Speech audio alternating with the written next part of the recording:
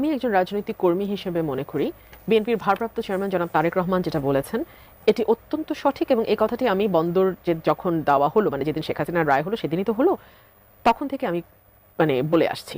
দেখুন, এই দুটো ডিসিশন, বন্দরের ডিসিশন এবং আরেকটা যেটা এলডিসি উত্তরণ, এটারই কিন্তু একটা লং টার্ম এফেক্ট আছে, এবং নেক্সট যে গভর্নমেন্ট আসবে এই লং টার্ম সিদ্ধান্তগুলো কিন্তু তার উপরে চাপ তৈরি করবে, তার উপরে বর্তাবে, তার উপর ম্যান্ডেটরি হয়ে আসবে। আমার প্রশ্ন খুব বেশি না, আমার প্রশ্ন হচ্ছে এই যে এগ্রিমেন্টটা হলো, টার্মিনাল দেওয়ার এগ্রিমেন্ট না, বন্দর দেওয়ার এগ্রিমেন্ট হয়নি। অনেকেই বলার চেষ্টা করছে যে আমরা বলছি বন্দর দেওয়ার এগ্রিমেন্ট হচ্ছে, এটা ভুল। না, বন্দর না, টার্মিনালের অপারেশনাল এগ্রিমেন্ট। আমি বুঝেছি, আমি জানি, আমরা বুঝেছি, কিন্তু এইটা আপনি দিলেন এমন একটা সময়ে যখন পুরো দেশের নজর অন্য আরেকটা দিকে।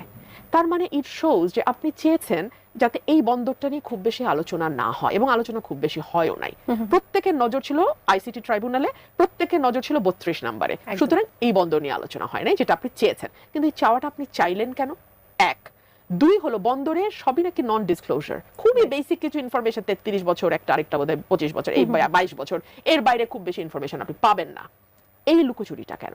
তিন হচ্ছে, আপনাদের যে source of power 106 of the constitution, সেটা পরিষ্কার বলে দিচ্ছে দৈনন্দিন কার্যাবলী সম্পাদন করিবার জন্য প্রধান উপদেষ্টা এবং উপদেষ্টা পরিষদ দ্বারা সরকার গঠিত হইবে। দৈনন্দিন কার্যাবলী, এটা কোনো স্ট্র্যাটেজিক ডিসিশন, এটা কোনো স্পর্শকাতর সিদ্ধান্ত, এটা কোনো লং টার্ম ডিসিশন দেওয়ার ব্যাপারে আপনাকে বাড়িত করছে।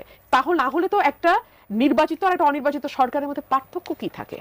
আমরা নির্বাচনটাকে এত জোর দেই কেন? তাহলে তো এরকম দেশি বিদেশি শিক্ষিত মানুষ দিয়ে আমরা তো চালাই দিতে পারি, এনজিও পিপল দিয়ে তো আমরা গভর্নমেন্টই রান করতে পারি। তাহলে আমাদের নির্বাচিত সরকারের সাথে এইরকম ইন্টারিম সরকার, এটাকে কিন্তু পুরো সরকার বলা হয় না, এটাকে বলা হয় অন্তর্বর্তীকালীন সরকার। তাহলে মূল সরকারের সাথে অন্তর্বর্তী সরকারের পার্থক্য।